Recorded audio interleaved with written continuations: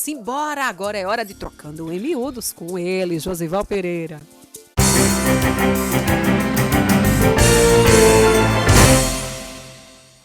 Josival Pereira, tem um assunto que está dominando ali as conversas de políticos moídos. Eu disse, você vai ter que trocar em miúdos. É a história da aposentadoria de Nominando Diniz, do Tribunal de Contas do Estado. Que moído é esse, hein, meu filho? Vamos lá. Vamos lá. Eu vou trocar em miúdos, inclusive, um pouco dessa estrutura para as pessoas entenderem porque tem essa mudança, como é que o Tribunal de Contas é composto. Eu acho que a gente tem esse dever de explicação para com os nossos telespectadores e internautas de uma maneira geral e ouvintes, né, da rádio também. O conselheiro Nominando Diniz tinha um boato de que ele anteciparia a aposentadoria e ele confirmou essa antecipação da aposentadoria. Ele já entregou no tribunal o pedido, já protocolou de aposentadoria e amanhã, quarta-feira, Nominando já faz seu discurso de despedida no plenário do Tribunal de Contas do Estado da Paraíba. Vai fazer uma prestação de contas de 22 anos de atuação no Tribunal de Contas, onde ele foi presidente 2 vezes e exerceu diversas outras funções. Confirma-se, é claro, essa antecipação que o Nominando estava fazendo, porque a aposentadoria de Nominando, pela lei, só ocorreria em 2028, aos 75 anos de idade, que aí é a aposentadoria compulsória, preciso explicar isso. E Nominando nasceu em dezembro, então seria em dezembro de 2028. No fim do prazo. Nasceu dia 20 de dezembro. Nominando já vinha manifestando esse desejo de aposentadoria há algum tempo, mas ele confirmou entendimentos com o governador João Azevedo para decidir pela antecipação. Olha o que ele disse. Ele disse que era um ato de deferência ao governador. E isso está, de certa forma, intrigando as pessoas. O governador, ontem, em algumas entrevistas, o Nominando disse isso, já disse lá atrás. O governador confirmou que teve conversa com o Nominando essa semana, a semana passada, para tratar disso. Que deferência é essa? Porque um conselheiro do Tribunal de Contas tem uma deferência ao governador. Eu vou contar um bastidor, que eu fui apurar isso, já apurei isso há algum tempo. Nominando Diniz, ao assumir a presidência do Tribunal de Contas pela segunda vez, há 3 anos atrás, ele tinha uns planos na cabeça, mas faltava dinheiro no Tribunal de Contas. E ele foi ao governador João Azevedo. Agora, olha a linguagem direta de Nominando. Ele já contou isso algumas vezes, inclusive me contou. Chegou lá e disse, governador, o senhor sabe que eu não votei no senhor. O Nominando era ligado ao Grupo Cunha Lima desde sempre. Aí o governador disse, sei, estou sabendo. Governador, eu vim aqui fazer um apelo na presidência do Tribunal de Contas. Aí, Nominando também me contou, disse, e eu fui no governador depois que o Tribunal de Contas tinha rejeitado 3 contas do governador João Azevedo, por conta daquela história de contratação por excesso de prestadores de serviço, que o governador nem tinha culpa, mas tinha 3 contas rejeitadas. E aí Nominando fez o apelo. Dinheiro para poder modernizar a informática do Tribunal de Contas, para o Tribunal de Contas poder fiscalizar a Paraíba toda, e dinheiro para o plano de carreira e salário de auditores e outros funcionários do Tribunal de Contas. Era algo aí, 40 milhões por mês. Muito dinheiro. E o governador concedeu na hora. Então, Nominando disse que saiu de lá. O governador poderia ter dito não, porque tinha as contas rejeitadas, poderia ter dito não, porque eu não votei o governador. Então ficou essa dívida de gratidão. Não ficou nenhuma cobrança explícita, mas ele carregava isso como uma dívida, né, Josival? Tá, e aí, essa é a deferência. A deferência foi isso. Mas a deferência é feita no momento em que Nominando também, ele já alinhava no seu peito a necessidade de cuidar de algumas coisas da família. Sim, e dele próprio, questões pessoais. Mas veja aqui, vamos para frente. Com a aposentadoria de Nominando, ficam 2 vagas abertas no Tribunal de Contas do Estado da Paraíba, já que a vaga de Fernando Catão, que se aposentou em novembro do ano passado, né? Ainda não foi preenchida, tá certo? Então, pelos bastidores da política, o que é que seria? Uma vaga, Nominando até disse, essa vaga seria, o governador indicaria o Deusdedit Filho, e a outra seria do próprio Adriano Galdino, tá? Colocaria isso. Isso é o que está colocando agora. É preciso que se diga que essa vaga continua sendo de indicação da Assembleia Legislativa do Estado da Paraíba. Se o governador quiser indicar Deusdedit Filho, ele vai ter que convencer a maioria da bancada, a sua bancada, para votar nisso. Tem um nó aí nessa história de Adriano Galdino, né, que é o seguinte: Adriano Galdino, ele pessoalmente já manifestou interesse em ir para o Tribunal de Contas, ele ir. Mas aí, olha a situação. Ele é presidente da Assembleia, o vice-presidente da Assembleia é Felipe Leitão. Felipe Leitão foi para a oposição. Então, se nominando sai, quem assume a Assembleia é Felipe Leitão. Eu acho que se Galdino sair, vai ter entendeu? equação para isso em ano eleitoral. Dificilmente. Pouco provável. Então vai ter provavelmente escolha de outro nome. Mas vamos aqui. Por que tem essa história no Tribunal de Contas? Como é composto o Tribunal de Contas? O Tribunal de Contas, o pleno do Tribunal de Contas é composto por 7 membros. 7. Sendo 4 de indicações da Assembleia e 3 do Executivo. Só que no Executivo não é assim, não é do governo. Não é só indicar, né? Não é do governo. Uma vaga obrigatoriamente é da Procuradoria de Contas, procuradores de contas da Assembleia que indica. A outra vaga obrigatoriamente são dos auditores do Tribunal de Contas e cabe ao governo, ao Executivo mesmo estadual, a indicação de apenas um nome para colocar. Dessas outras 3. Então esse é o quadro. Então, só para a gente ter uma ideia, eu fiz aqui um quadro da situação, como é que está hoje a situação do Tribunal de Contas. Foto. Aqui, ó. Arnóbio Viana, esse é a indicação do Executivo. Quem indicou? Ronaldo Cunha Lima, governador. Está lá atrás, está aqui ainda. Arnóbio era deputado. Fábio Nogueira era deputado. Vaga da Assembleia preenchida no governo Cássio Cunha Lima, no acordo ali com o governo. André Carlos Torres, é vaga dos procuradores de contas. Está aqui na Assembleia. Antônio Gomes Vieira Filho, vaga dos auditores do Tribunal de Contas. Alana Galdino, vaga da Assembleia preenchida no atual governo. E os 2 aposentados, né, que tem aqui, são 2 vagas para serem preenchidas. Para preencher o quadro dos 7.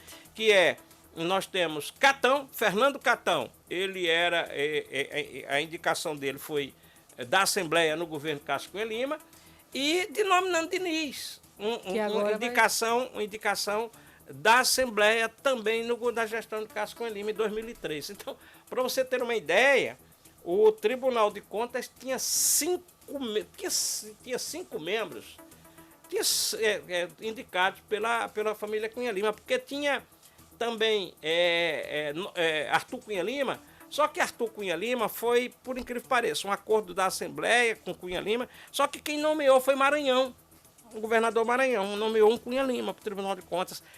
Por que não fez isso? Arthur era presidente da Assembleia. Maranhão tinha assumido com a cassação de Cássio. A Assembleia fazia uma oposição ferrenha a Maranhão. Maranhão preferiu assinar a de Arthur Cunha Lima para diminuir, então, na Assembleia. Então, essa é a situação do Tribunal de Contas. E os cargos são vitalícios, enfim, tal. E aí, nos próximos dias, a Assembleia, se quiser, por exemplo, dar um presente ao governador, tem um mês para poder fazer a indicação. Trocando em miúdos. Fazer as 2. Então a Assembleia provavelmente tenha pouco mais de um mês, 40 dias para poder fazer acontecer isso daí. No Tribunal de Contas. Rapaz, olha. É assim que é o Tribunal de Contas. Agora, por que os políticos, só para eu fechar aqui, se interessam tanto pelo Tribunal de Contas? Porque é o céu, É um céu. Eles querem um pedaço do céu na terra. Antessala do céu, salário, permanentemente e tal. Mas tem outra coisa, do ponto de vista, quem indica aqui, o governador, o ex-governador, quem faz essa história? São 223 prefeitos que passam por lá, são alguns milhares de vereadores que tem que ter presidente, tem os presidentes bem lembrado. Câmara, tem os órgãos estaduais, enfim, e é uma força tremenda um conselheiro do Tribunal de Contas, tá certo? Tem um prestígio tremendo. Então essa é a explicação, trocando em miúdos o que é o Tribunal de Contas do Estado da Paraíba. Tem Fátima e tem Marlene aqui já agradecendo, porque você explica tudo e elas agora estão entendendo como funcionam as coisas de política. Você falou, foi muito em Assembleia, tá ainda no online lá? Tem uma novidade hoje na Assembleia, tem uma novidade. Depois de quase 90 dias de recesso. Vai voltar? De recesso presencial, né? De sessão online foi desde o dia 2 de fevereiro, que a Assembleia voltou. Então nós temos aí 22 dias em que as sessões eram online, né? 23 semanas, basicamente. Então tem uma convocação do presidente para uma sessão presencial hoje, presencial, Peraí. depois de 90 dias, teria Que foto é essa que está aparecendo na tela? Essa daqui é do prédio mesmo da Assembleia, da fachada da Assembleia. Mas o que é que mudou? Não, aí, ó. Aí. Aqui, o que é que mudou? Menino, fizeram uma foram as reforma toda lá reformas que dentro? aconteceram por dentro. Tá? O que é que aconteceu? Eu acho que a reforma mais significativa foi a galeria onde a população pode acompanhar as sessões. Que fica na parte de cima. Era cima, difícil acesso, complicação realmente Verdade, acesso. verdade. Era muito difícil acesso. Não é? Verdade. Um empoleirado. Era um puleiro lá. Contato zero. E aí Adriano Galdino botou para a parte de baixo. Fica aqui ao lado do plenário. Tá certo? Vai ficar ao lado do plenário. E aí teve que fazer mudança nessa parte, fazer mudança na imprensa, na tribuna de imprensa, enfim. A principal mudança foi isso, além de som e tal. Aí acabou essa obra. Essa obra acabou e vai voltar aqui. Eu vou dizer uma coisa, eu preciso fazer um comentário rapidamente sobre a Assembleia, isso eu tenho que fazer. Quando a Assembleia faz um balanço de fim de ano, a Assembleia mostra que produziu. E aprovou todos os projetos que foi para lá, aprovou toda a lei que foi para lá, aprovou tudo.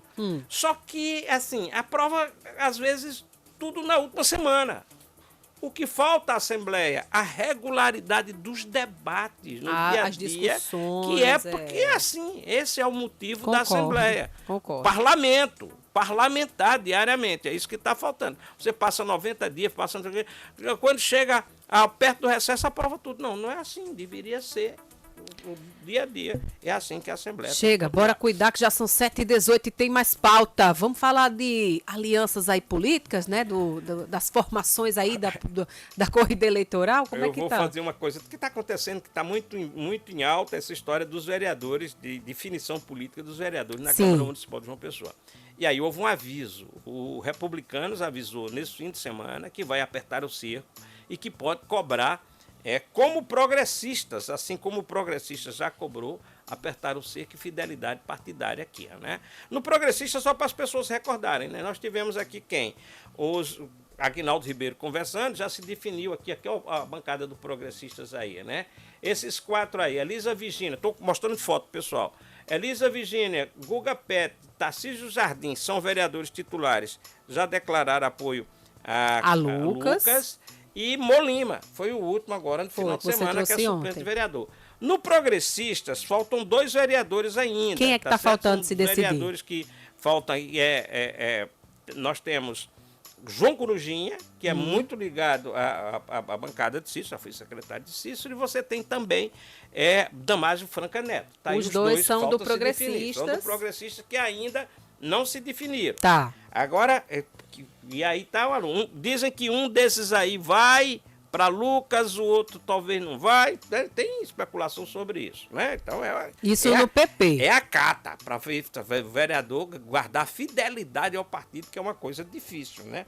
No Republicanos, a situação de Hugo Mota não é fácil, né? Porque você tem Marmuta e Cavalcante, Marcílio do HBE, tá certo? Dois primeiros aí. São secretários. Pois é. E eles estão lá, na moita, não falam nada, quietinho, tá? Não é comigo não, não é comigo não. Dando uma de desentendido. E aí você tem Valdir Trindade, que eu acho que esse deve seguir a história do partido. Tá. Mas nós temos ainda, para ir, Toninho Pé de Aço, tá certo? Toninho Pé de Aço. E tem os suplentes, Miquica Leitão. Ixi, e tem também, muita gente, rapaz. Vamberto. Isso tudo do Republicano. Do Republicano. Tá aqui, Toninho Pé de Aço é vereador, os outros 2 são suplentes, tá certo? Vamberto Ulisses, que assumiu. Tá assumindo ele e Miquica, porque tem 2 secretários. E aí a questão é, o que é que vai acontecer? Pode ser que, se tiver dificuldade, o Republicanos feche numa reunião a história da fidelidade partidária, que aí ou o vereador cumpre, ou então não vai. Mas aí a fidelidade partidária é basicamente para votação. Ou seja, vai ter que ser convencimento. Não sei o que é que Aguinaldo está dizendo no ouvido dos vereadores dele, eu sei que os vereadradores dele escutam Aguinaldo já foi direto, e sai encantado, né? Passa direto para o outro lado.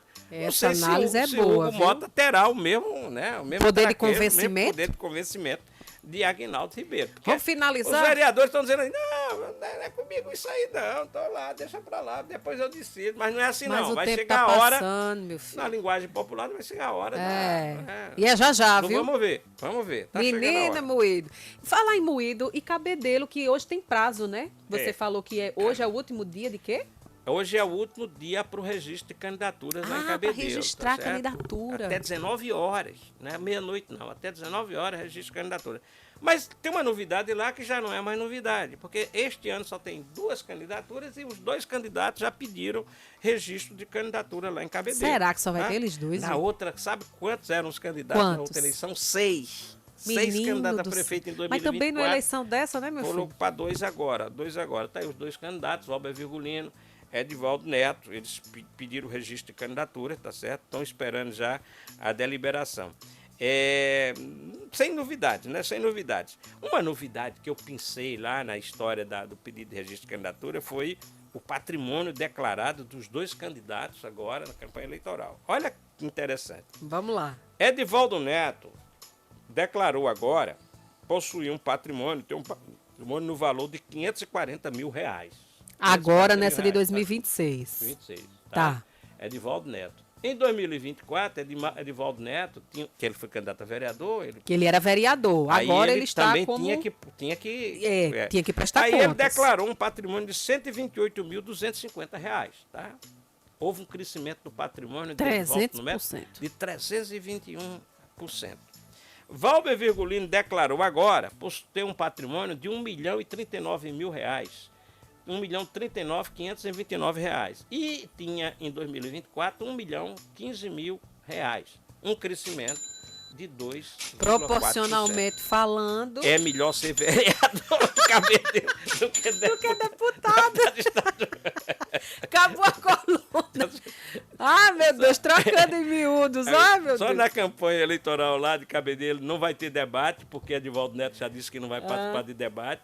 Valber fica provocando para o debate e eles acham que preferiu ter uma campanha mais amena. Mas só para eu fechar mesmo aqui uma informação última de Brasília, a história da lei do gabarito. Olha que interessante. O Ministério Público Federal, a Procurador-Geral da República, não seguiu o Ministério Público do Estado da Paraíba e recomendou, deu parecer, concordando que seja concedida a liminar à Prefeitura para restabelecer, pelo menos temporariamente, a lei do gabarito, como pede a Prefeitura Municipal de João Pessoa.